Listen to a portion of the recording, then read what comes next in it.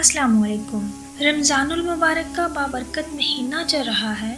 ये वो महीना है जिसमें नफल इबादत का सवाब अल्लाह ताला फ़र्ज़ के बराबर अता फरमाते हैं। इस माह मुबारक में हमें तहज्जुद की नमाज लाजमी अदा करनी चाहिए। वैसे तो सारा साल पढ़नी चाहिए क्योंकि इसकी बहुत ज़्यादा फजीलत है। अगर आप रोज़ा रखते हैं तो आपके लिए बिल्कुल आसान है इस नमाज को अदा करना, क्योंकि उस वक़्त हर इंसान रोज़ा रखने के लिए उठता है। तो अगर आप अपनी सहरी से 10 मिनट निकाल कर तहज्जुद की नमाज अदा कर लें तो इससे बहुत ज़्यादा सवाब मिलेगा। अब मैं आपको बताती हूँ कि इस नमाज को पढ़ने का तरीका क्या है, नियत कैसे करेंगे, इसमें कौन सी सूरतें पढ़ेंगे और इसका वक़्त कब तक होता है। सबसे पहले बात करते हैं तहज्जुद की नमाज के वक़्त की कि इसका वक़्त कब शुरू होता है और कब ख़त्म होता है। यूँ तो ईशा की नमाज पढ़ने के बाद तहज्जुद की नमाज का वक़्त शुरू हो जाता है। आप रात के किसी भी हिस्से में उठकर तहज्जुद पढ़ना चाहें तो पढ़ सकते हैं, और जब सहरी का वक़्त ख़त्म होगा तो तहज्जुद का वक़्त भी ख़त्म हो जाएगा।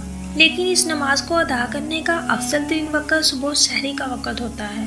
अब बात करते हैं रकात के बारे में कि आप इस नमाज की कितनी रकात अदा कर सकते हैं। तो इस नमाज की रकात पर किसी किस्म की पाबंदी नहीं है, आप जितनी चाहें अदा कर सकते हैं। अगर आपके पास वक़्त कम है तो आप 2 रकात भी अदा कर सकते हैं, लेकिन अगर वक़्त ज़्यादा है तो 6, 8, 10 जितनी चाहें आप रकात अदा कर सकते हैं।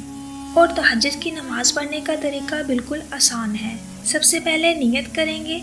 आप नियत दिल में भी कर सकते हैं, लेकिन अगर अल्फाज से अदा करना चाहें तो आप इस तरह अदा करेंगे कि नियत की मैंने 2 रकात नमाज तहज्जुद की वास्ते अल्लाह तबारक व तआला के मुँह तरफ काबा शरीफ की।